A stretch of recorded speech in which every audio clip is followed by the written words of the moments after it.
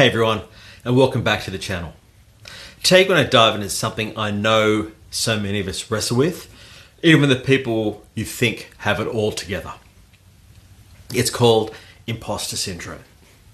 Now you know those little voices, those little whispers that say things like, who am I to be doing this? Or one day they're going to find out who I really am because I don't know what the hell I'm actually doing. If you've ever felt like a bit of a fraud in your own life, stick around because we're about to unpack what imposter syndrome is all about, understand why we feel it, how it plays out, how it sabotages us, and more importantly, how do we roll with it so it doesn't roll us. It's one of my favorite topics as I am in the 7 in 10 who deals with imposter syndrome every day. Before we begin, my name is Sunny and welcome back to the channel. In this channel, we don't chase motivation, we chase results. We chase progress. I talk about getting more out of yourself, your circle, through better thinking, better leadership, better decision making, and real tools that actually get real traction in life. We don't do hype, we don't do hustle porn, we just get results. So if you're down for some real solutions, for some real problems, hit subscribe and hit the notification bell. Okay, let's dive in. So why do we experience imposter syndrome? Well, one big reason is it's part of our brain's survival wiring. So most of human history, standing out or risking failure could literally mean being cast out of the tribe, which was dangerous back in the old days, and it is still dangerous today to an extent. So what do? We develop this hyper awareness of not being good enough. And yeah, it does sound very counterintuitive. In modern life, this wiring of not being good enough shows itself as self-doubt. Another big reason is comparison culture. It's always very easy and convenient to compare yourself to other people. You know, social media, or the advent of social media, makes it seem like everyone out there is way better than you. They're more competent, they're more confident, they're crushing it, and like you're 10 steps behind. Sometimes it feels like the algorithm is designed to put you back in your box. But the reality is everyone has something going on, which they're not happy for the world to know about them.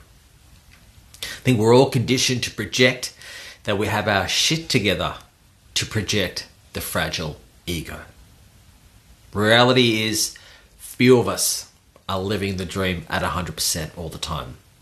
We all have something going on in life. We also have an internal trait or internal traits which reflect our level of self-esteem, perfectionism, the need for recognition, our upbringing or a sense of security, even the type of childhood trauma we grew up with. So let's move to understanding what exactly imposter syndrome is. Imposter syndrome, it's not a medical condition. It's actually a psychological pattern of behavior. It's when you doubt your accomplishments and fear being exposed as a fraud despite evident evidence that you're actually capable. Now, this evidence can be past performance, collective views from others, outcomes, results, or even impacts. You may have experienced this after getting a promotion or starting a successful company, or maybe you're receiving an award. On the outside, people seeing you as a successful or a talented person, but the inside you're like, I think I just got lucky, or I don't deserve this. Yeah, I just got lucky. On the topic of luck, I think luck is a factor.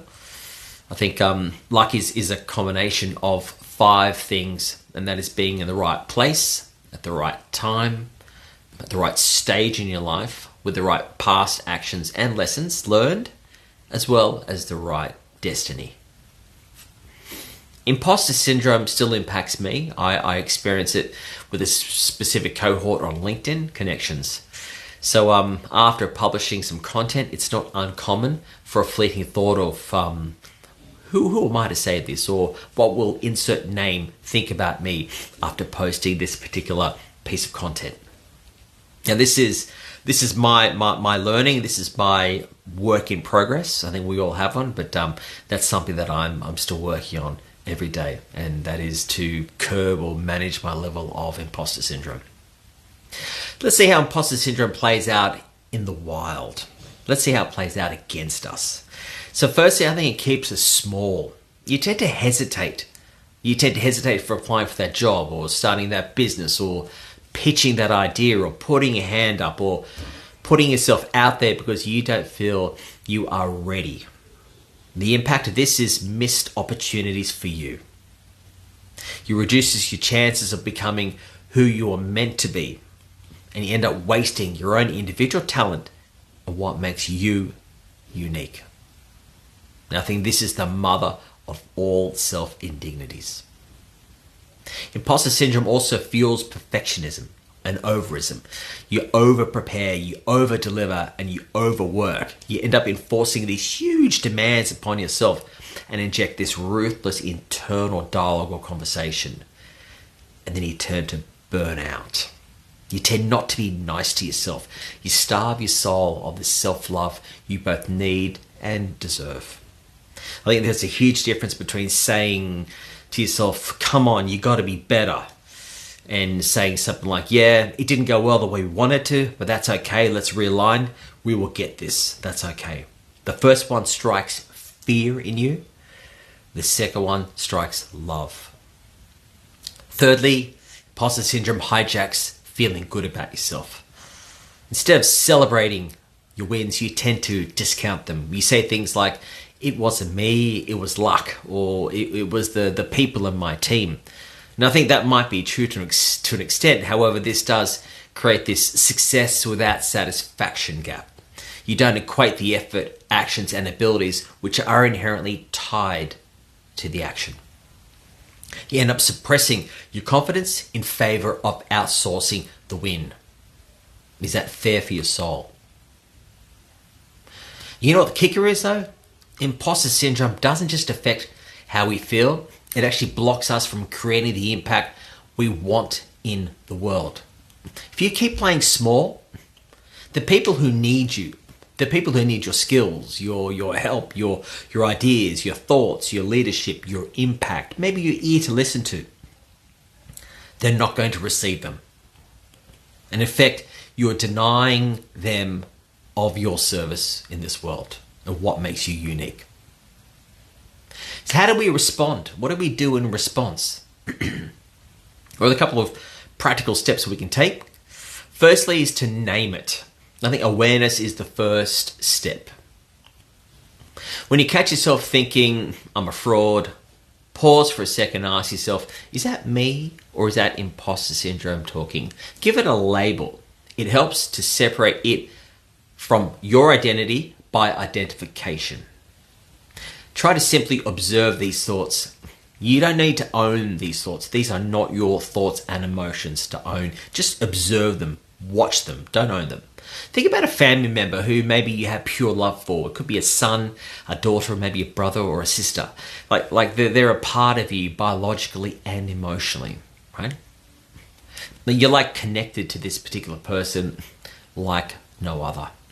Would you ever speak to them in the same way that sometimes we berate ourselves if we are not happy with our performance or something specific in our life?